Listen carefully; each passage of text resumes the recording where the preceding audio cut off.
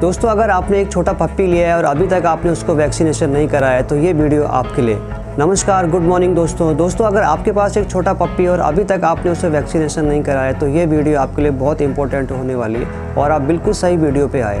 तो दोस्तों, सबसे पहले आप लोगों को मैं ये बता दूं कि वैक्सीनेशन की ज़रूरत क्यों होती है। Why vaccination is needed your dog. सबसे पहले तो वैक्सीन कराने का सबसे पहले एक रीज़न यही है कि आप लोग भी अपने छोटे से प्यारे से पप्पी को सेफ़ रख सकते हैं। कुछ ऐसी बीमारियां हैं जिन बीमारियों से आप अपने डॉग को बिल्कुल सेफ़ रख सकते हैं और ख़ुद को भी आप सेफ़ रख सकते हैं। ये एक ऐसी कुछ बीमारियां हैं जिनके नाम मैं आपको बताने जा रहा हूँ। सबसे पहले जो वैक्सीन होता है, इसमें 7-in-1 का एक वैक्सीन लगाया जाता है। तो इसमें 7 बीमारियाँ उस वैक्सीन के अंदर कंट्रोल करती हैं। तो कुछ ऐसी बीमारियाँ हैं जो आप अपने डॉग को बिल्कुल फ्री रख सकते हैं उन डिजीज़ से। कुछ डेडली डिजीज़ हैं।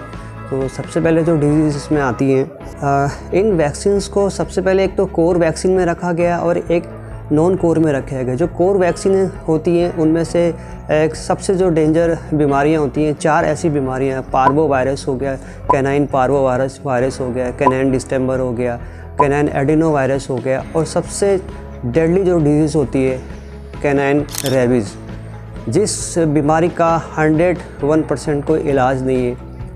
भगवान करे किसी को ना हो जाए तो, लेकिन ये जो रेबीज़ की एक ऐसी वायरल डिजीज़ है, अगर हो गई तो इसका कोई भी इलाज नहीं है। तो ऐसी कुछ ख़तरनाक बीमारियों को बचाने के लिए आप अपने डॉग को वैक्सीन कराते हैं। दूसरा क्या है, इन बीमारियों से हम खुद को भी प्रोटेक्ट करते हैं, तो इसलिए वैक्सीनेशन बहुत ज़रूरी है। अच्छा, 2 एक ऐसी बीमारियां हैं जिन वो बीमारियां हमारे पप्पी से या हमारे पेट डॉग से हमें भी आ सकती हैं। तो उन बीमारियों में एक तो रेबीज़ होती है, रेबीज़ वायरस होता है, और एक लेप्टोस्पायरोसिस की जो ये डिज़ीज़ होती है। ये 2 बीमारियां हम लोगों पे भी अपने पप्पी से आ सकती हैं। तो इनको बचाने के लिए ये वैक्सीनेशन किया जाता है। अच्छा, जो दूसरा क्या है, सबसे पहले जो कैनाइन पार्वो वायरस है, इतनी डेंजर बीमारी है। ये जो बीमारी होती है छोटे पपीज़ में आती है, जो कि जिनका 3 मंथ टू 6 मंथ के जो पप्पी होते हैं, इनमें ये कैनाइन पार्वो वायरस होता है। और ये इतना डेंजर पार्वो वायरस होता है कि पूरे इंटेस्टाइन को पूरा इफ़ेक्ट करता है।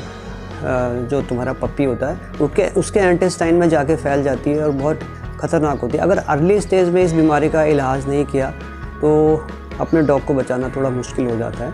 तो इस बीमारी को बचाने के लिए भी ये वाला वैक्सीन लगाया जाता है। दूसरी जो बीमारी होती है पार्वो डिस्टेम्बर की होती है, कैनाइन पार्वो डिस्टेम्बर। तो पार्वो डिस्टेम्पर जो प्रॉब्लम होती है, ये जो बीमारी वायरस फैलता है, ये स्पाइनल कॉर्ड को रिस्पेक्ट करता है, respiratory tract infection, respiratory tract को इन्वॉल्व करता है। तो इसमें डॉग को सांस लेने में दिक्कत होती है और ज़्यादा दिन वो ज़िंदा नहीं रह सकता अगर ये बीमारी उसको हो जाती है। और दूसरा है कैनाइन लेप्टोस्पायरोसिस। ये किडनी को इफ़ेक्ट करती है बीमारी। जो किडनी का डायरेक्ट पूरा यूटीआई का ट्रैक्ट होता है, तो इसमें ये वाली बीमारी बहुत ज़्यादा इफ़ेक्ट करती है, लेप्टोस्पायरोसिस। दूसरी होती है इसमें कैनाइन पैरा इन्फ्लुएंजा। लेकिन ये कैनाइन पैरा इन्फ्लुएंजा जो है कि इतना ज़्यादा इफ़ेक्टिव, इतना ज़्यादा घातक डिजीज़ नहीं है कि जो कि अब ये इस डिजीज़ का बहुत कम रेयर देखा गया है। कैनाइन इन्फ्लुएंजा तो बहुत कम होता है, 10% या 5% होता है। लेकिन जो 4 ये जो बीमारियां हैं, 3 जो बीमारियां हैं, ये बहुत ज़्यादा होती है। कैनाइन पार्वो वायरस हो गया, कैनाइन डिस्टेम्बर हो गया और कैनाइन रेबीज़ वायरस हो गया। तो इन बीमारियों को बचाने के लिए अपने डॉग को आप लोग वैक्सीन कर सकते हैं।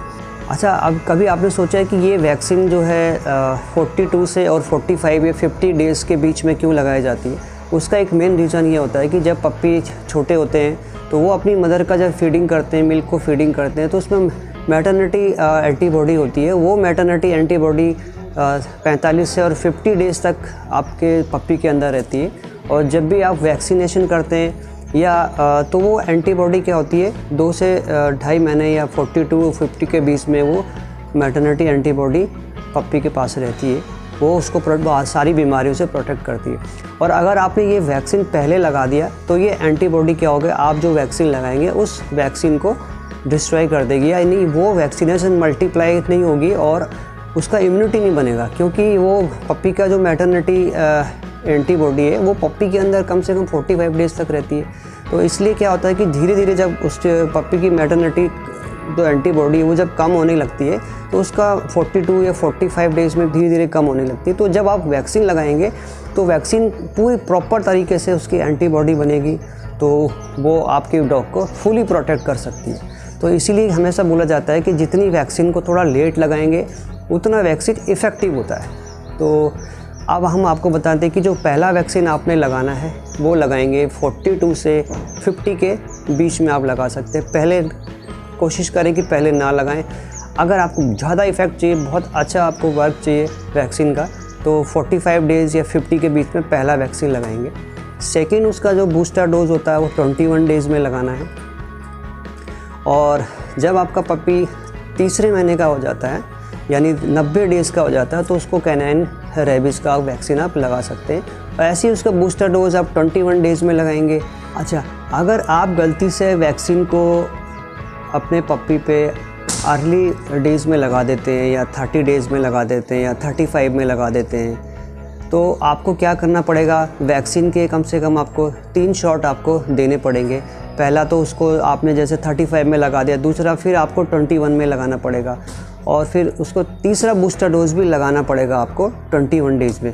क्योंकि जो आपने पहला वैक्सीन लगाया है उसकी मदर के मैटरनिटी एंटीबॉडी जो पप्पी के अंदर रहते हैं वो उस वैक्सीन के असर को कम कर देंगे। इसलिए आपको जो सेकेंड वैक्सीन लगाया है उस वैक्सीन में थोड़ा सा काम करेगी, लेकिन उसके साथ आपको थर्ड वैक्सीन का बूस्टर डोज भी लगाना बहुत ज़रूरी है। इसलिए पप्पी को हमेशा थोड़ा लेट लगाइए ताकि उसको वैक्सीन कम से कम लगे और आपका पप्पी प्रोटेक्ट रहे और आप भी। चलिए दोस्तों, आज के लिए इतना ही। वीडियो अच्छा लगा तो वीडियो को लाइक और चैनल को सब्सक्राइब ज़रूर कर देना। तब तक के लिए बाय बाय।